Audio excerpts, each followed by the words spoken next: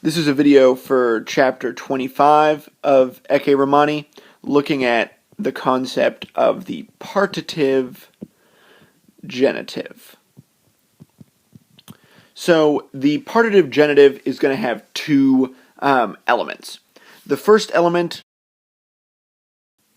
so one of those elements, typically the first in standard Latin word order, is going to be a quantity.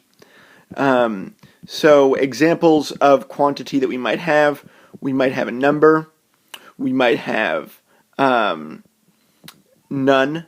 nihil, we might have some, aliquid, we could have all, we could have enough, satis. So that's going to be the first part of the partitive genitive, is going to be a quantity.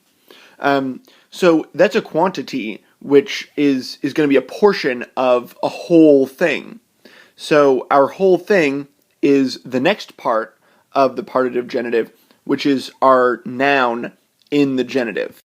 So we had a word of quantity, and we have a noun in the genitive. And so let's say our quantity is satis, and our noun in the genitive is going to be tempor, temporis in the genitive. So our noun in the genitive is you're thinking of all of time here. Temporis, time.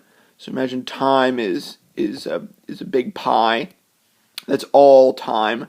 There are different slices of the pie. And in this particular instance, we just want enough of that pie, enough of time. And maybe one slice of that pie will be enough now. So enough of time, we want enough time. So that's an example of the partitive genitive. We have our quantity, satis, and we have our item that is the quantity of, which is tempor, a quantity of the whole of time, just enough of time. So let's look at another example here. So an example that we see in chapter 25, in line 2 of the story, there's this phrase, nihil, or nothing, clamoris.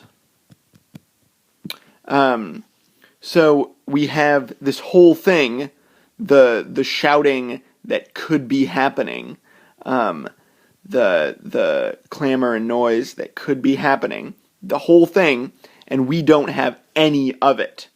We don't have any of the shouting, which we could translate as no shouting. Same with the strepitus, that's in the same line. We have nothing, and you'll recognize this as a fourth declension genitive.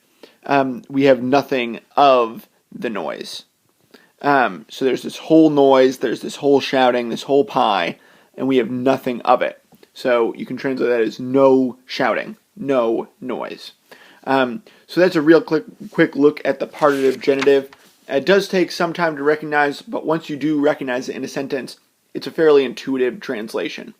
So let me know what questions you have, and we'll see it in practice very shortly.